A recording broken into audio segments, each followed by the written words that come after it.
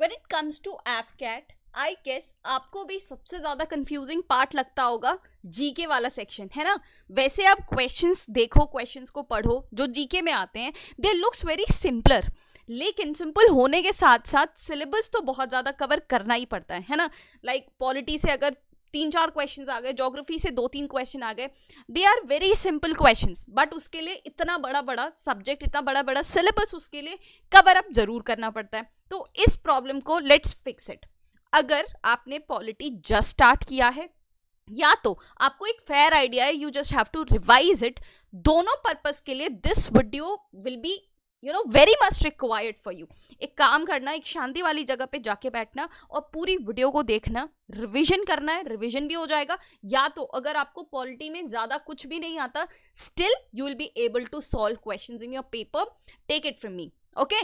और दूसरी रिक्वायरमेंट हमारी ये रहेगी कि आपको कॉपी और पेन लेके बैठना है, चीजों को नोट डाउन करना है। जितनी भी चीजें मैं आपको गूगल करने के लिए भी बोल रही हूँ, you just have to do it, क्योंकि हमेशा ऐसा देखा गया है जो भी चीज मैंने बोली है ये कर लेना, that comes in your paper for sure. So I don't want you to leave any stone unturned, ठीक है। डायरेक्टली एमसीक्यूज को सॉल्व करेंगे ताकि आपको एक आइडिया मिले कि आपके पेपर में क्वेश्चंस पूछे कैसे जाते हैं, किस लैंग्वेज को वो एफकैट फॉलो करता है, ठीक है। और आसपास की बैकग्राउंड नॉलेज भी देखते हुए चलेंगे ताकि अगर पेपर डिफिकल्ट भी आए तो भी you are in good position to attend those questions, ठीक है। जल्दी से अब स्टार्ट करेंगे। यहाँ पे first question is, which one among the following word or words are written or is written in the preamble of the Indian constitution.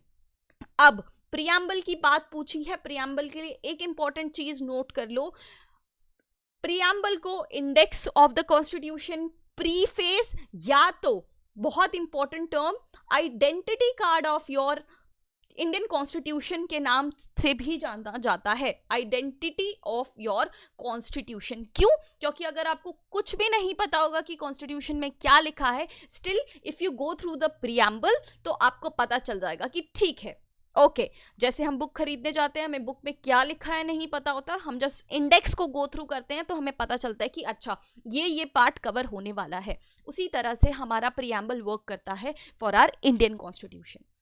अब ये बहुत फेमस क्वेश्चंस होते हैं कि प्रीएम्बल में कौन से वर्ड्स लिखे हैं, तो यहाँ पे मैं आपको बता दूं, सोशलिस्ट, लिबर्टी और इक्वालिटी, तीनों के तीनों वर्ड्स यहाँ पे मेंशन्ड है आपके प्रीएम्बल में। एक और बार नोट कर लो, यहां से एक्सटेंड करते हुए थोड़ा सा बैकग्राउंड नॉलेज देख लेते हैं।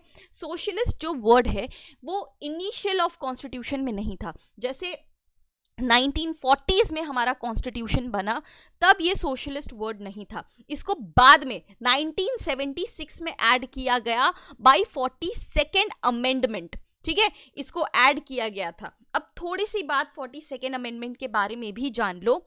प्रीएम्बल में 3 वर्ड्स को ऐड किया गया था, ना ही सिर्फ सोशलिस्ट, लेकिन सेक्युलर और इंटीग्रिटी को भी ऐड किया गया था। कब? 1976 में 42nd अमेंडमेंट के थ्रू, ठीक है। इसके अलावा एक और बहुत इंपॉर्टेंट चीज है, 42nd अमेंडमेंट को मिनी कॉन्स्टिट्यूशन ऑफ इंडिया के नाम से भी जाना जाता है।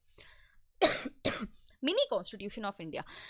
इसमें एक और प्राइम चीज क्या हुई है, आर्टिकल 51A को ऐड किया गया था जिसमें फंडामेंटल ड्यूटीज को मेंशन किया है। मतलब क्या हुआ इसका, फंडामेंटल ड्यूटीज भी जब कॉन्स्टिट्यूशन बना तब कॉन्स्टिट्यूशन में नहीं थी, इसको 42nd अमेंडमेंट 1976 के थ्रू ऐड ऑन किया गया है, ठीक है। फेयर एनफ, गुड, ठीक है। अब 42nd अमेंडमेंट में एक्चुअली बहुत सारी चीजें ऐड की गई थी, तभी इसको मिनी कॉन्स्टिट्यूशन ऑफ इंडिया के नाम से जाना जाता है। अगर आपको कुछ याद हो, गूगल नहीं करोगे आप, अगर जो भी याद है just right it down, comment it down, comment करने के बाद गूगल करना कि और कौन कौन सी चीजें ऐड की गई हैं, सो टू चेक योर प्रिपरेशन कि आप किस लेवल पे हो अभी, ठीक है, ओके। अब आई नो बहुत सारे लोगों के साथ ये दिक्कत आ रही होगी, आपको एक क्वेश्चन दिखा दिया, उसके बाद ऐसी चीज हो रही होगी कि if I don't know much of polity तो मैं क्वेश्चन सॉल्व करने जाऊंगी तो ऐसा लगेगा कि नहीं हो रही, डिमोरलाइजेशन वाला थोड़ा सीन बन जाएगा, राइट। तो एक बेसिक चीज जान लो पॉलिटी की, ताकि आप उस रिदम में आ जाओ। रिदम में आने के बाद क्वेश्चन जो आपके जल्दी जल्दी सॉल्व होंगे, यू विल गेन कॉन्फिडेंस, ठीक है। आपके पॉलिटी में यहाँ पे 22 पार्ट है, 22 पार्ट्स हैं, और अनफॉर्चुनेटली आपको ये सारे पार्ट्स के नाम याद रखने पड़ेंगे, because that is going to be your exact question in your paper. ठीक है, यहाँ पे मैंने अच्छा सा table with some mnemonics add कर रखा है. I am not littering it out. यहाँ पे आप वीडियो को पॉज करके इसको याद रख सकते हो, या तो you can take screenshot of this as well. ठीक है, 22 पार्ट आपको याद रखने पड़ेंगे, और वो कैसे याद रहेगा, रिवीजन कर करके ही याद रहेगा. ठीक है, there is no other mean यही हो सकता था कि इसके शॉर्ट फॉर्म्स या नेमोनिक्स दिए हुए हैं, उसके थ्रू आप याद रखने की कोशिश कर सकते हो. इन पार्ट्स के अलावा शेड्यूल्स भी है. There are 12 schedule as on date अभी, है ना. उसको भी यहाँ पे टीयर्स ऑफ ओल्ड पीएम, मतलब ये एक नेमोनिक है जिससे आप याद रख सकते हो. याद रखने का तरीका है ना. अलग अलग शेड्यूल को आप याद रख सकते हो. ठीक है, इसको भी हम यहाँ डील नहीं करेंगे क्योंकि हम क्वेश्चंस के साथ डील करने वाले हैं. Next question here is, where is the abolition of untouchability articulated in the Constitution of India. Mahatma Gandhi ji कह के चले गए कि छुआछूत मत फैलाओ. इंडिया के लिए, इंडिया की ग्रोथ के लिए छुआछूत नहीं होना चाहिए. हर किसी के मन में भगवान बसता है. तो ये सारी चीजें कौन से आर्टिकल में लिखी गई है? सबसे पहले ये जान लो, ये एक फंडामेंटल राइट है ना. फंडामेंटल राइट जो कि इंडियन कॉन्स्टिट्यूशन के 3rd पार्ट में मेंशन्ड है ना. 3rd पार्ट में. और कौन से आर्टिकल, पर्टिकुलर आर्टिकल ने मेंशन किया है कि अनटचेबिलिटी इंडिया में प्रैक्टिस नहीं होनी चाहिए? This is mentioned in article 17. ठीक है, आर्टिकल 17 में ये चीज मेंशन्ड है. इसके अलावा आप ये जान सकते हो, article 14 is about equality before law, है ना. इक्वालिटी बिफोर लॉ मतलब कानून अंधा है, वो हर किसी को सेम ट्रीट करता है. जो गलत काम करेगा उसको जो प्रिस्क्राइब पनिशमेंट है वो ही मिलेगी, चाहे वो कितना भी रिच हो या कितना भी पुअर हो. कानून के सामने सब इक्वल है. आर्टिकल 15 क्या कहता है? डिस्क्रिमिनेशन नहीं होना चाहिए. डिस्क्रिमिनेशन चाहे on the basis of race, caste, sex, religion या प्लेस ऑफ बर्थ, उनके बेसिस पे डिस्क्रिमिनेशन नहीं होना चाहिए इंडिया में. आर्टिकल 16 क्या कहता है? आर्टिकल 16 कहता है हमारा कि हमें इक्वल अपॉर्चुनिटी मिलनी चाहिए. इक्वल अपॉर्चुनिटी किस केस में? Equal opportunity in case of public employment. अगर कोई भी सरकारी नौकरी का नोटिफिकेशन रिलीज हुआ है तो उसके लिए सबको इक्वल अपॉर्चुनिटी मिलनी चाहिए. किसी को स्पेशल फेवर या स्पेशल डिसरिगार्ड नहीं मिलना चाहिए. ठीक है, ये कुछ इंपॉर्टेंट आर्टिकल्स थे, इसको आप ध्यान में रखोगे. Next question. The establishment of legislative council is defined in which article? सबसे पहले थोड़ा सा पार्लियामेंट का सिस्टम जान लो, है ना. हमारे यहाँ पे बाई कैमरल नेचर है. बाई कैमरल क्या होता है? ये क्वेश्चन भी एफकैट पूछ चुका है. बाई कैमरल मतलब 2 हाउसेस. अगर पार्लियामेंट में 2 हाउसेस है तो it is known as bicameral. अगर एक ही हाउस होता तो it would be known as unicameral. ठीक है, तो अब हमारी गवर्नमेंट अलग अलग टायर पे काम करती है. जैसे यूनियन गवर्नमेंट हो गई जो सेंट्रल लेवल पे काम करती है, और एक हो गई हमारी state government, right. State government. अब इसमें जो यूनियन पार्लियामेंट है वो तो टोटली बाई कैमरल है. मतलब लोअर हाउस का नाम ले लो और यहाँ पे अपर हाउस की बात ले लो. ध्यान से सुनना, इससे बहुत सारे क्वेश्चन आपके सॉल्व हो सकते हैं. सेंट्रल गवर्नमेंट की बात करें तो उसमें लोअर हाउस क्या है? लोकसभा. अपर हाउस क्या है? राज्यसभा. स्टेट लेवल की बात करो तो ये LA लेजिस्लेटिव असेंबली के नाम से जाना जाता है, और अपर हाउस लेजिस्लेटिव काउंसिल के नाम से जाना जाता है. हालांकि हर एक स्टेट के पास 2 हाउसेस नहीं है. मतलब लोअर हाउस तो परमानेंटली होगा बट अपर हाउस नहीं है. देर आर ओनली 6 स्टेट्स जिसके पास अपर हाउस भी है. मतलब देर आर ओनली 6 स्टेट्स जो कि बाई कैमरल है. तो बाकी के सारे स्टेट्स कैसे हो गए? बाकी के सारे स्टेट्स हमारे यूनिकैमरल हो जाएंगे. ठीक है, इतनी बेसिक सी बात समझ में आ गई आपको. अब इस क्वेश्चन का आंसर देखते हैं. एस्टैब्लिशमेंट ऑफ लेजिस्लेटिव काउंसिल कौन से आर्टिकल के थ्रू लिखा गया है? तो ये आर्टिकल 169 के थ्रू लिखा गया है. देखो, पॉलिटी में बहुत सारे आर्टिकल्स हैं, आई नो, सब याद नहीं रखने हैं. कुछ प्राइम आर्टिकल्स होंगे, आप उसी को याद रखोगे. बाकी it is beyond the scope of AFCAT कि आप हर एक आर्टिकल को याद रखो. ठीक है, नेक्स्ट क्वेश्चन. चलो, powers of president to grant pardon and to suspend, remit, commute sentences in certain cases. इसका मतलब ये होता है किसी की पनिशमेंट को माफ कर देना, या तो पनिशमेंट को कम करना, या पनिशमेंट को चेंज कर देना। ये सारे पावर्स प्रेसिडेंट के पास जो होते हैं वो कौन से आर्टिकल के थ्रू होते हैं? अगर मैंने कोई क्राइम करा है लेकिन प्रेसिडेंट मुझे माफ कर देंगे तो कौन से आर्टिकल के थ्रू माफ करेंगे? वो करेंगे मुझे आर्टिकल 72 के थ्रू। आर्टिकल 72 के थ्रू उनको राइट होता है कि वो किसी की भी सजा माफ कर दे, कम कर दे या चेंज कर दे ऑल टुगेदर, या तो डिले करना चाहते हैं तो वो डिले कर सकते हैं। Article number 72 mentions the pardoning power of Indian president. उसके अलावा प्रेसिडेंट के पास इतने पावर्स होते हैं। लेजिस्लेटिव पावर हो गए जिसके थ्रू वो पार्लियामेंट की प्रोसीडिंग्स में हेड कर सकते हैं, जॉइंट सिटिंग को भी हेड कर सकते हैं, प्रिसाइड कर सकते हैं। उनके पास फिनेंशियल पावर्स होते हैं जिससे वो फिनेंस कमीशन का गठन करते हैं, है ना। जुडिशियल पावर्स होते हैं जिसके थ्रू वो आर्टिकल 72 के अंतर्गत सजा को माफ कर सकते हैं। डिप्लोमेटिक पावर्स होते हैं, जितनी भी इंटरनेशनल ट्रीटी होती है that is taken place in the name of Indian president. Military powers होते हैं, जैसे ही is known as supreme commander of all the defence forces, है ना। ये क्वेश्चन भी एफकेट पूछ चुका है, who is the supreme commander? तो president of India is the supreme commander. Emergency powers उनके पास होते हैं, है ना। इमरजेंसी आर्टिकल्स कौन कौन से हैं याद रख लो एक बार। आर्टिकल 352, हालांकि एक क्वेश्चन इसका आएगा तब हम डिटेल में डिस्कस करेंगे। आर्टिकल 352 है हमारा यहाँ पे, जस्ट अ मिनट।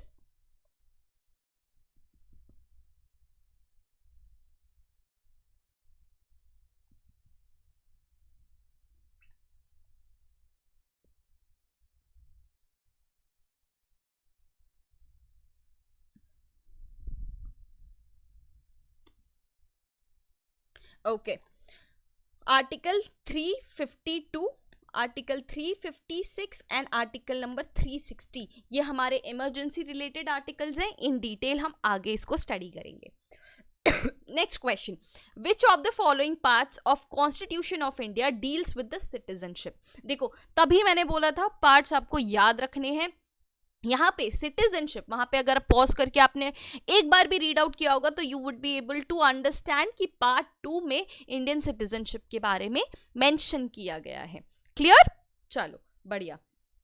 उसके बाद हमारा क्वेश्चन आता है, president can proclaim national emergency on the grounds of which of the following? अब पहले ये जान लो नेशनल इमरजेंसी का आर्टिकल कौन सा होता है। नेशनल इमरजेंसी का आर्टिकल होता है आर्टिकल नंबर 352। ठीक है, आर्टिकल नंबर 352 क्या है? नेशनल इमरजेंसी है। नेशनल इमरजेंसी किस केस में इंडिया में लग सकती है? जब कोई वॉर लाइक सिचुएशन हो, या एक्सटर्नल एग्रेशन हो गया हो, या तो आर्म्ड रिबेलियन हो गया हो। यहाँ पे तीनों कंडीशन इसको सेटिस्फाई करती है, तो हमारा आंसर क्या हो जाएगा? D, all of the above. ठीक है, क्लियर? चलो बढ़िया। Next question, which article was referred to as the heart and soul of Indian constitution by B R Ambedkar? अब तो एक क्वेश्चन यहां से भी निकल सकता है कि ये चीज किसने कही है ना, कि the heart and soul of Indian constitution ये बोला गया है by doctor B R Ambedkar. ठीक है, ये है आर्टिकल नंबर 32 हमारा। आर्टिकल नंबर 32 में ऐसा क्या लिखा है जब कि फादर ऑफ इंडियन कॉन्स्टिट्यूशन? अच्छा, ये भी क्वेश्चन लिख लेना, who is the father of our Indian constitution? Doctor B R Ambedkar. इन्होंने ऐसा क्यों बोला, है ना? क्योंकि इसमें रिट्स हैं। अब ये रिट्स क्या होता है? रिट्स होते हैं कुछ हथियार जिससे सुप्रीम कोर्ट एक्ट करती है। सुप्रीम कोर्ट कब एक्ट करती है? जब हमारे फंडामेंटल राइट्स कोई वायलेट करता है तो उसको पनिश करने के लिए सुप्रीम कोर्ट रिट्स को इशू करती है। देयर आर 5 इंपॉर्टेंट रिट्स, बहुत क्विकली सबको एक बार जान लेंगे। सबसे पहले मोस्ट इंपॉर्टेंट है हेबियस कॉर्पस। ठीक है, इतना सारा इंग्लिश में लिखा है, बेसिकली मैं आपको 1 लाइन में बताऊंगी कि what this writ stands for. Habeas corpus तब इशू होता है जब आपने कोई क्राइम नहीं किया। Okay, I will take my example. अगर मैंने कोई भी क्राइम नहीं किया है, मुझे पुलिस ने या तो किसी भी इंसान ने जेल में बंद कर दिया है विदाउट एनी क्राइम, तो सुप्रीम कोर्ट उसे पनिश करेगी हेबियस कॉर्पस को रिलीज करके, है ना। To release a person who has been detained unlawfully whether in the prison or in private custody. Public official as well as private person भी इसमें punish हो सकते हैं। नेक्स्ट इज हमारा मैंडेमस। मैंडेमस कब इशू होगा? जब मेरा कोई जूनियर उससे एक्सपेक्टेड काम जो है वो नहीं करेगा तो उस पे मैंडेमस इशू हो सकता है। फॉर एग्जाम्पल, आप मेरे जूनियर्स हो, आपसे ये एक्सपेक्टेड है कि आप पूरी वीडियो को ध्यान से सुन के समझ के पढ़ोगे, है ना, तभी काम की, otherwise it is the total waste of time. अगर लेकिन आप वो काम नहीं करते हो, दैट मीन्स व्हाट, आपने एक्सपेक्टेड परफॉर्मेंस नहीं दिया है। तो मैं सुप्रीम कोर्ट में अगर आपकी कंप्लेंट फाइल कर दूं तो आप पे मैंडेमस इशू हो सकता है, ठीक है। That was just for an example. ये सिर्फ पब्लिक सरकारी जॉब में ही अप्लाई हो सकता है, या तो जुडिशियल या तो क्वासी जुडिशियल बॉडीज के लिए, कोर्ट्स के लिए ही ये इशू होता है। प्राइवेट कंपनीज के लिए ये अप्लाई नहीं होता है मैंडेमस, ठीक है। सेंट्योरारी और प्रोहिबिशन में आपको बहुत कंफ्यूजन होने वाला है, but keep this thing in your mind. Certiorari issue तब होता है जब कोई जूनियर कोर्ट ने ऑलरेडी ऑर्डर पास कर चुका है लेकिन वो सुप्रीम कोर्ट को पसंद नहीं आया, तो उस ऑर्डर को कैंसिल करने के लिए सेंट्योरारी पास होता है, ठीक है। जूनियर कोर्ट ने ऑलरेडी वो ऑर्डर इशू कर दिया है, लागू कर दिया है, लेकिन सुप्रीम कोर्ट को लगता है कि वो गलत ऑर्डर है, उसको कैंसिल करने के लिए सेंट्योरारी इशू होता है।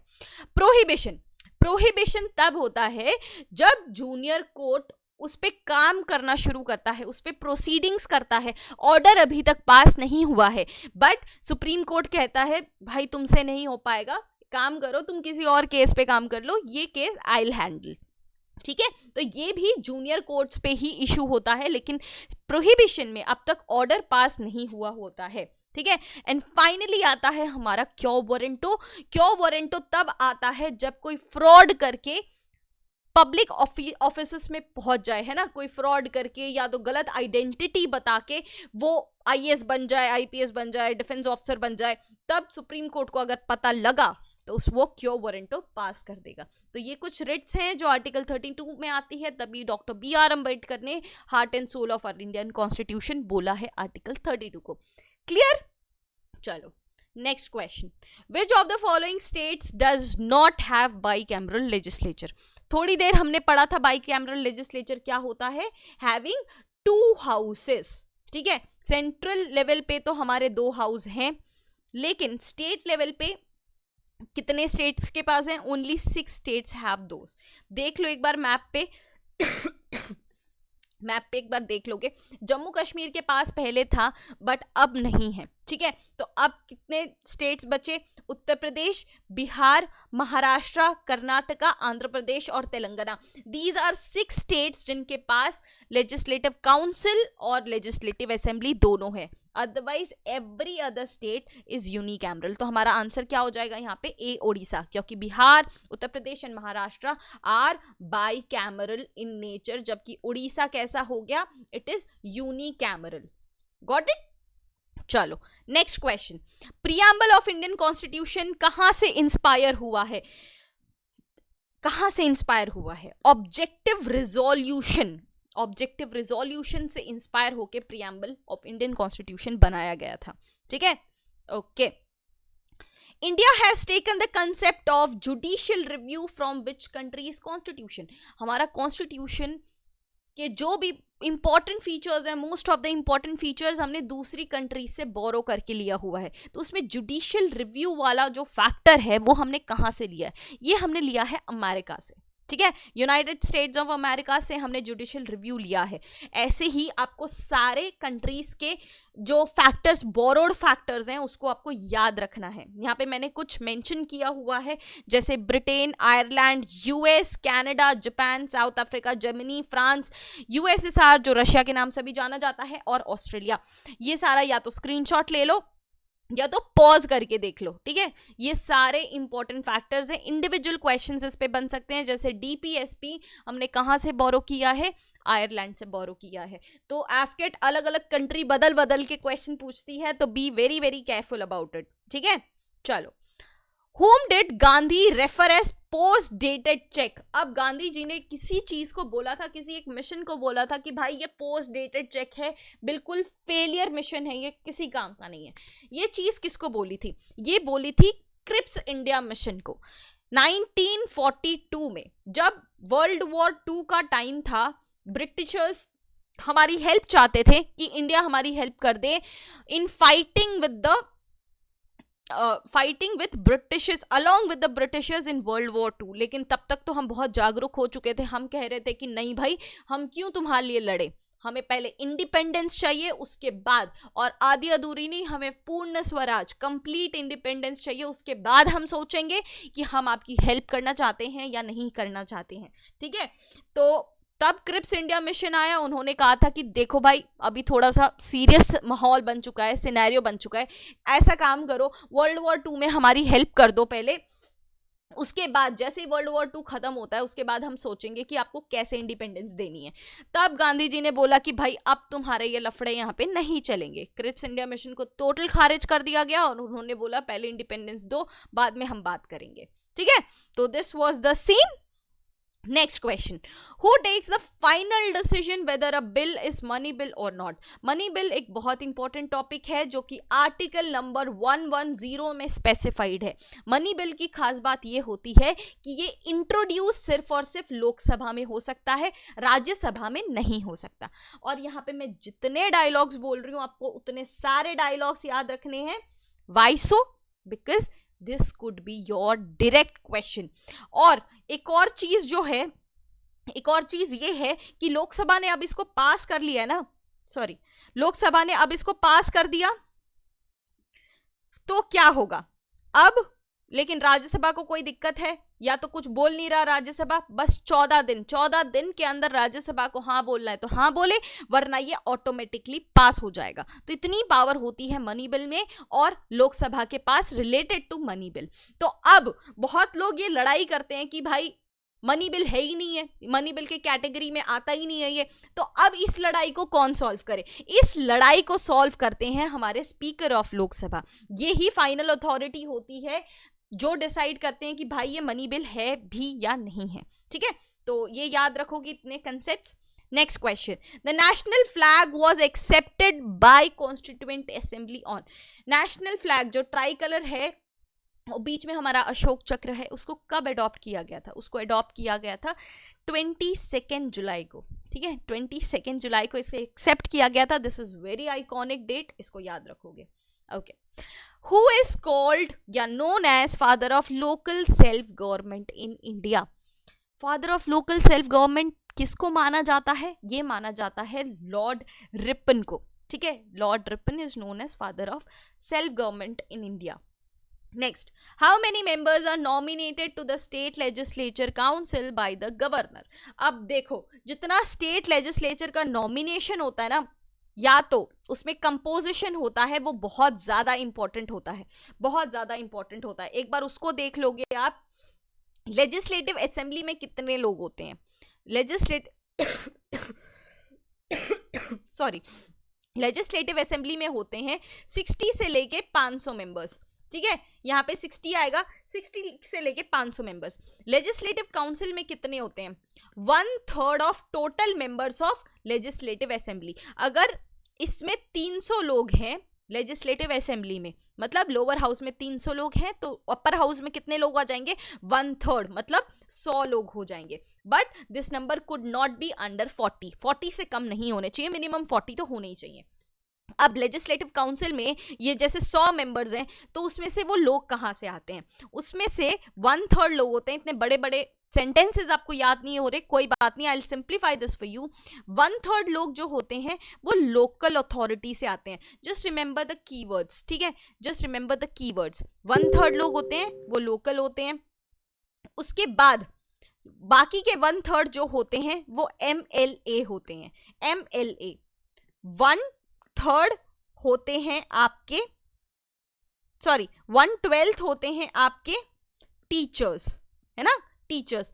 बाकी के 1/12 होते हैं हमारे स्टूडेंट्स, या तो आप ग्रेजुएट्स बोल सकते हो। और बचे कुचे 1/6 जो होते हैं उनको गवर्नर खुद नॉमिनेट करते हैं। गवर्नर खुद नॉमिनेट करते हैं, जो कि कौन से बैकग्राउंड से होते हैं? Science, arts, literature, social service, या तो कोऑपरेटिव मूवमेंट वाले फील्ड से बिलोंग करते हैं। ठीक है, तो ये चीज आप स्कैन करके टोटली रख दोगे, 1-2 बार पढ़ोगे समझ में आ जाएगा। तो यहाँ पे क्लियर है चीज? गवर्नर कितने लोगों को नॉमिनेट करते हैं? 1/6 लोगों को नॉमिनेट करते हैं जो कि arts, science, social service, cooperative movement के फील्ड से बिलोंग करते हैं, है ना?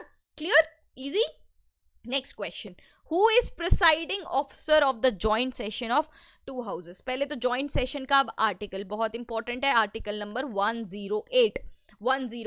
ये क्यों होता है? जब भी लोकसभा और राज्यसभा के बीच में भसड़ होती है या तो कोई पॉइंट ऑफ डिसएग्रीमेंट होता है, तो प्रेसिडेंट ऑफ इंडिया कहते हैं कि भाई लड़ो मत, आमने सामने बैठो, जॉइंट सेशन कंडक्ट करो और अपनी सारी दिक्कतें अभी सॉल्व करो अंडर आर्टिकल 108। तो प्रिसाइडिंग ऑफिसर हमारा कौन हो जाएगा यहाँ पे?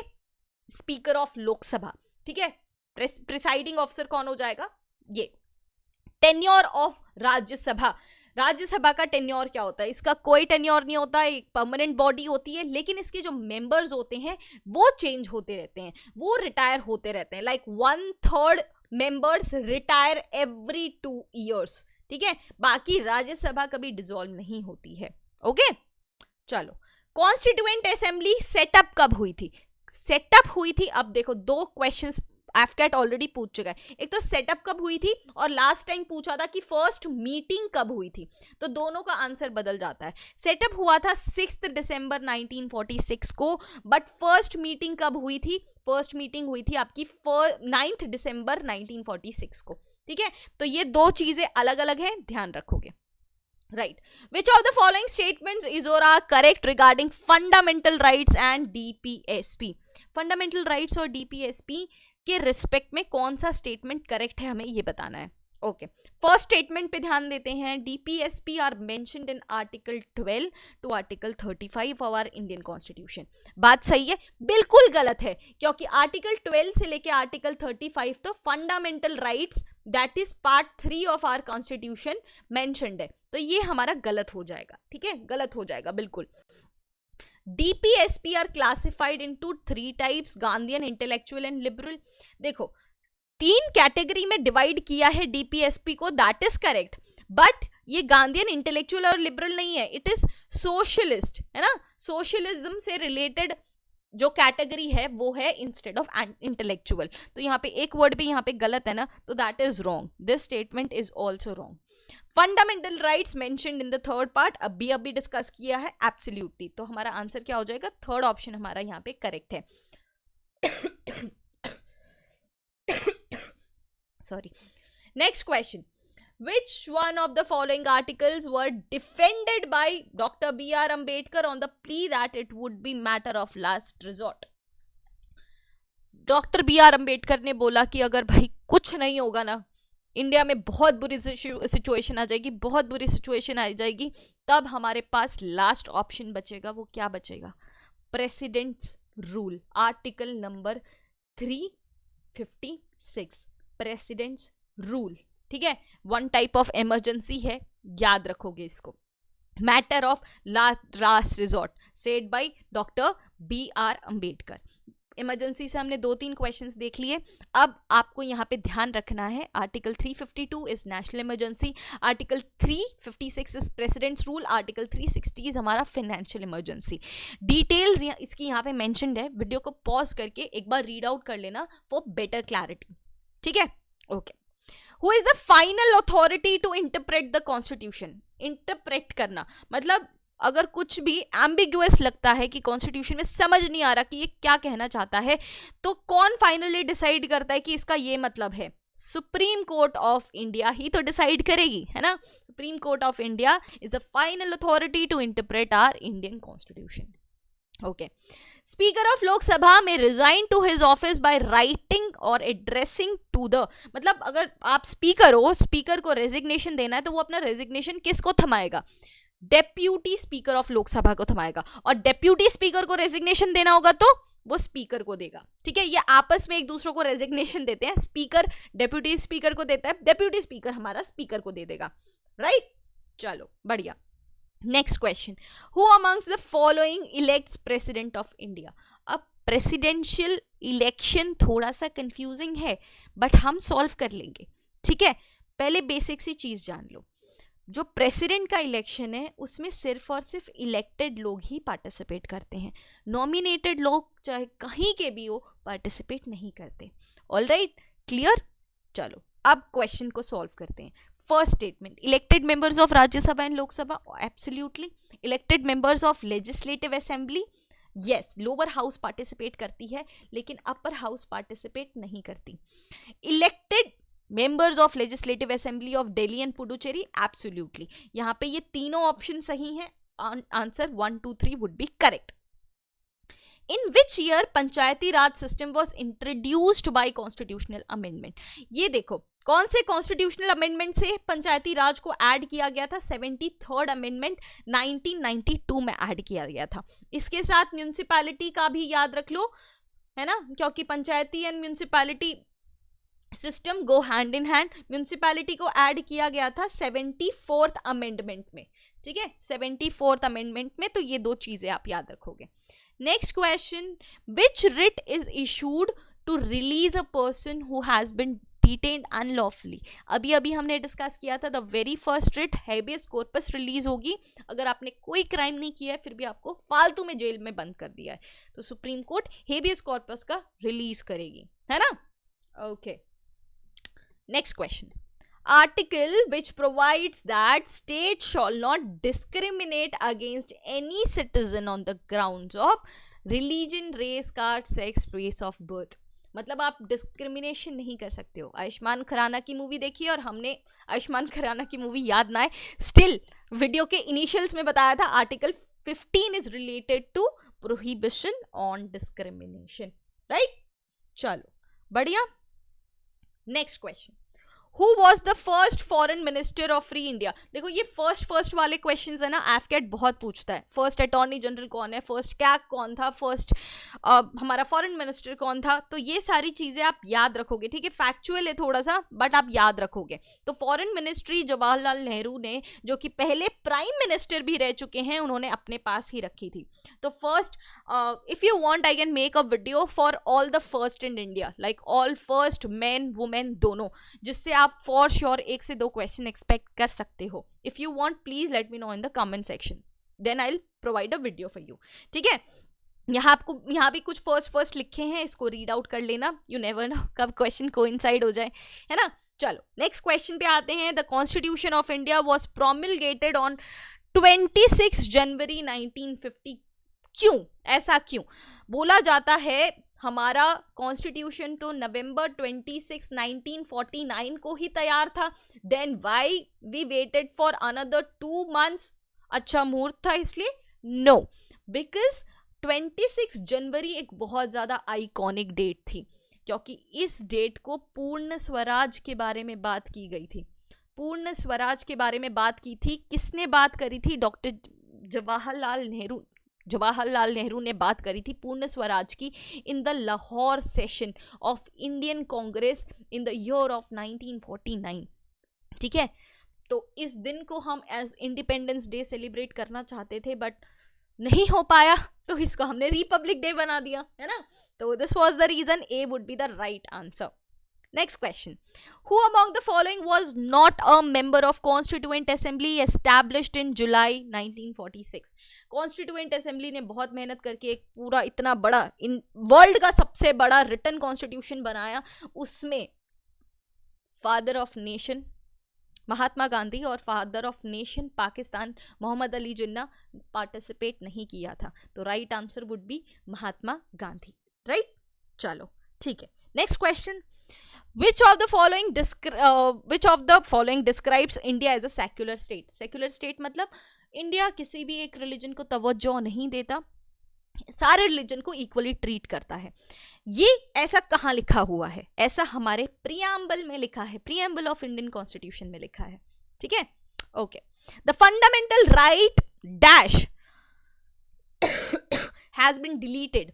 अच्छा, कौन सा फंडामेंटल राइट को डिलीट किया गया है? प्रॉपर्टी, राइट टू प्रॉपर्टी को डिलीट किया गया था अंडर 44th अमेंडमेंट एक्ट, ठीक है। ये चीज को याद रखोगे, राइट टू प्रॉपर्टी पहले एक फंडामेंटल राइट हुआ करता था बट अब उसको फंडामेंटल राइट से हटा के एक लीगल राइट बना दिया गया है bye 44th amendment act. Okay चलो बढ़िया, नेक्स्ट क्वेश्चन। थोड़ा सा कॉन्फिडेंस आ रहा है, मतलब it is a lot and lot of information जो कि आपके एग्जाम में जरूर कोइंसाइड होने वाली है। ठीक है, एक दो बार रिवीजन कर लोगे तो चीजें अच्छे से समझ में आएंगी। लाइक फर्स्ट टाइम देखोगे तो थोड़ा सा हैवी लगेगा, अपने दिमाग में थोड़ा सा हैवी लगने लगेगा, बट आप दूसरी या तीसरी बार देखोगे ना, everything will be crystal clear to you. Okay, sorry for my bad throat, थोड़ा सा तबियत डाउन चल रही है मेरी इसलिए, बट स्टिल आपको एग्जाम आ रहा है तो I have to be totally active and attentive. चलो क्वेश्चन पे आते हैं। While a proclamation of emergency is in operation, the duration of Lok Sabha can be extended। अब देखो, emergency situation आ चुकी है तो गवर्नमेंट फंक्शनल नहीं हो सकती है ना, लेकिन एक इमरजेंसी कितने टाइम तक लग सकती है? एक इमरजेंसी लग सकती है 1 साल तक। ठीक है, 1 साल तक। उसके बाद अगर फिर जरूरत पड़ती है तो फिर वो बिल पास होता है कि यार और भी इमरजेंसी सिचुएशन अभी भी ठीक नहीं है इंडिया में, तो इसको और करनी पड़ेगी, तो 1 ईयर तक लोकसभा को सस्पेंड मतलब या तो एक्सटेंड किया जा सकता है। जैसे उनके 5 साल खत्म हो चुके हैं लेकिन इलेक्शन कंडक्ट करने का टाइम नहीं है या तो माहौल नहीं है, तो जो करंट लोकसभा होगी वो 5+1 ईयर्स के लिए ऑपरेशनल होगी। ठीक है, उसके बाद तो इलेक्शन कंडक्ट कराने ही पड़ेंगे। Okay, presidents rule is imposed for how much time? President rule article number 356 लगता है 6 महीनों के लिए। ठीक है, उसके बाद फिर जरूरत पड़ती है तो फिर बिल पास होता है, फिर अनदर 6 मंथ्स में प्रेसिडेंट रूल को हटाना पड़ेगा, है ना। तो answer is B. Next question, during the proclamation of national emergency क्या होता है? ये होता है कि सारे फंडामेंटल राइट्स को हटा दिया जाता है, क्योंकि वो एक बहुत सीरियस सिचुएशन बन जाती है। But still during the national emergency, that is article number 352, article 20 और आर्टिकल 21 सस्पेंड नहीं होते हैं। ठीक है, article 20 and 21 are so important कि सारे फंडामेंटल राइट्स के हट जाने के बावजूद आर्टिकल 20 और 21 नहीं हटता। ठीक है, नेशनल इमरजेंसी के दौरान। तो this is very very important. Next, who administers the oath of office of president? अभी अभी नए प्रेसिडेंट अपॉइंट हुई हैं, उनका नाम जरूर याद रख लीजिएगा, और वो कितने नंबर की प्रेसिडेंट है ये भी याद रखिएगा, 10, 15, 16, 18, ये भी आप एक कमेंट सेक्शन में लिख देना। अच्छा, इनको ओथ किसने दिलाई थी? अगर आपने वो चैनल पे, टीवी चैनल पे देखा होगा, तो चीफ जस्टिस ऑफ इंडिया जो है वो शपथ दिलाते हैं प्रेसिडेंट ऑफ इंडिया को। Okay, chief justice of India. Okay, next question, if president wants to resign तो वो किसको अपना रेजिग्नेशन लेटर देंगे?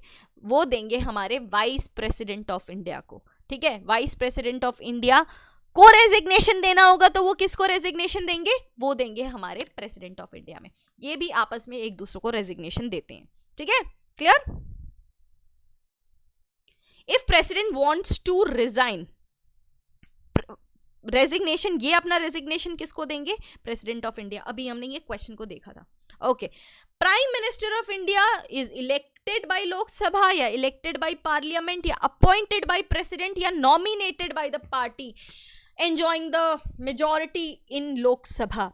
अब इसको थोड़ा ध्यान से देखना, बिकॉज इसमें आपका क्वेश्चन गलत होने वाला है, and that is for sure. Answer मैं आपको बता दूं तो he is appointed by president. Yes, I know आपके क्वेश्चन, आपने ये सोचा होगा ए बी डी में से कुछ भी हो सकता है, लेकिन सी तो नहीं हो सकता, but C is the answer, appointed by the president. ठीक है, next question, when the Lok Sabha is dissolved the speaker continues in the office till? Speaker, चलो लोकसभा हट चुकी है, न्यू लोकसभा आनी है, लेकिन जब तक न्यू लोकसभा के स्पीकर अपॉइंट नहीं हो जाते तब तक पुराना स्पीकर अपनी जगह नहीं छोड़ता। Speaker is elected when the new house meets. ठीक है, तब तक पुराना स्पीकर वहां रहता है, and this is very important piece of information. Next, who is considered the guardian of public purse? हमारे पैसों का ध्यान कौन रखता है? वो रखते हैं हमारे कंट्रोलर एंड ऑडिटर जनरल साहब, जिसको प्यार से हम कैग भी कहते हैं। कौन से आर्टिकल से ये अपॉइंटेड होते हैं? Article number 148। ठीक है, आर्टिकल नंबर 148 कैग, वो उसे बोला जाता है guardian of public purse. Next question, which of the following writs is the bulwark of personal freedom? Bulwark मतलब प्रोटेक्टर जो होता है ना, पर्सनल फ्रीडम का protector. This is nothing but हमारा हेबियस कॉर्पस ओनली, राइट? चलो बढ़िया. रिटायरमेंट एज क्या होती है हाई कोर्ट के जजेस को? क्वेश्चन को ध्यान से पढ़ना है. हाई कोर्ट के रिटायरमेंट की एज होती है 62 ईयर्स, जबकि सुप्रीम कोर्ट के जजेस की रिटायरमेंट की एज क्या होगी? 65 ईयर्स. तो there is a difference. Question को ध्यान से पढ़ के आंसर टिक करके आना. ये ना हो कि आपको आंसर पता भी हो बट जल्दबाजी में आपने गलत टिक कर दिया, है ना? ठीक है. अगेन द फर्स्ट वाला question, first women governor of state of free India कौन रही हैं? मिसेस सरोजनी नायडू रही हैं. ठीक है, okay. Idea of incorporation of concurrent list, है ना? 7th शेड्यूल अगर आपने अच्छे से रीड आउट किया होगा तो वहां पे 3 लिस्ट हैं. That is number 1 is union list जिसपे सेंट्रल गवर्नमेंट काम करती है, दूसरी इज स्टेट लिस्ट जहां पे ऑब्वियसली स्टेट गवर्नमेंट काम करेगी, and third one is concurrent list जहां पे दोनों गवर्नमेंट मिलके काम करती है. तो ये कॉन्करेंट लिस्ट वाला फंडा हमने कौन से कंट्री से उठाया है? ये हमने ऑस्ट्रेलिया से उठाया है. ठीक है, ऑस्ट्रेलिया से हमने ये फैक्टर बोरो किया है. First law officer of India कौन होता है? First law officer of India होता है हमारा अटॉर्नी जनरल ऑफ इंडिया, जो कि आर्टिकल नंबर 76 से अपॉइंट होते हैं बाय प्रेसिडेंट ऑफ इंडिया. तो इन सारी चीज़ों को ध्यान रखोगे. कौन अपॉइंट करता है, इनका टर्म ऑफ ऑफिस क्या होता है, आर्टिकल क्या होता है, इसका सब याद रखोगे. ठीक है, okay. Election commission does not conduct the election of, देखो ये लोकसभा का इलेक्शन करती है, प्रेसिडेंशियल इलेक्शन करती है, राज्यसभा का भी करती है, इवन स्टेट का भी करती है, बट लोकल बॉडीज का नहीं करती. लोकल बॉडीज का इलेक्शन कौन कंडक्ट करता है? State commission of India. ठीक है, state election commission of India conducts the local bodies election and not the election commission of India. ठीक है, तो आंसर क्या हो जाएगा हमारा? Local bodies would be are correct answer. Okay. The provision of amending the constitutional provision, अगर amend करना है, अमेंड का मतलब क्या होता है? चेंज करना है, कोई चीज ऐड करनी है या तो माइनस करनी है, तो उसका भी कोई प्रोसीजर होगा. हालांकि जबकि डेमोक्रेसी, इतनी बड़ी डेमोक्रेसी का इतना बड़ा कॉन्स्टिट्यूशन है, उसमें कोई चेंज लाना है, कोई प्रोसीजर होगा. क्या प्रोसीजर है हमारा? हमारा प्रोसीजर है पार्ट 20 आर्टिकल 368. इसमें सारे प्रोसीजर दिए हैं कि अगर हमें अमेंडमेंट लाना है या तो कोई चेंज लाना है तो हम कैसे लाएंगे. Part 20 article number 368. Okay. National capital territory NCT of Delhi, ये कॉन्स्टिट्यूशन में कौन से अमेंडमेंट पे आता है? बहुत इंटरेस्टिंग है. 69th अमेंडमेंट में दिल्ली को NCT की तरह ऐड किया गया था कॉन्स्टिट्यूशन में. ठीक है, 69th अमेंडमेंट याद रखोगे. Indian army general who has earned the sobriquet sparrow, ये थे हमारे राजेंद्र सिंह. ये कुछ बहुत रेयर फैक्ट्स होते हैं जो कभी कभी एफकैट पूछ लेता है, but now you know the answer, right? चलो बढ़िया. लेजिस्लेटिव काउंसिल का टेन्योर क्या होता है? Legislative council just like Rajya Sabha is a permanent body. People retire, its member retires, 1/3 member retires every 2 years. ठीक है, बाकी ये एक परमानेंट बॉडी है. और लोअर हाउस की बात करें तो लोअर हाउस का बेसिक टेन्योर होता है 5 साल जनरली. उससे पहले अगर नो कॉन्फिडेंस मोशन वगैरह जनरेट हो गया तो पहले भी सरकार गिर सकती है. ठीक है, ओके. फर्स्ट इलेक्शन कमिश्नर कौन था इंडिया का? It was Sukumar Sen. First वाले, if you want I can make video on it. Okay, so this was it. हमारे ये बहुत बड़ा पार्ट पॉलिटी का यहीं खत्म होता है. Hope you liked it. Notes वापस से मेंटेन कर लेना अगर नहीं किया है तो. इसमें से आपके बहुत सारे क्वेश्चन कोइंसाइड हो सकते हैं.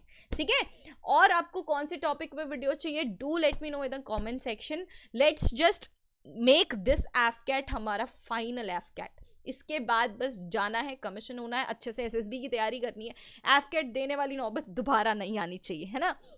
सो लेट अस जस्ट, जितना भी टाइम बचा है ना, बढ़िया से पढ़ लेते हैं. ठीक है, मेरे लिए कुछ भी और सजेशन हो, कोई आइडिया हो, do let me know in the comment section. I will see you guys in the next series. Till then good bye and Jai Hind.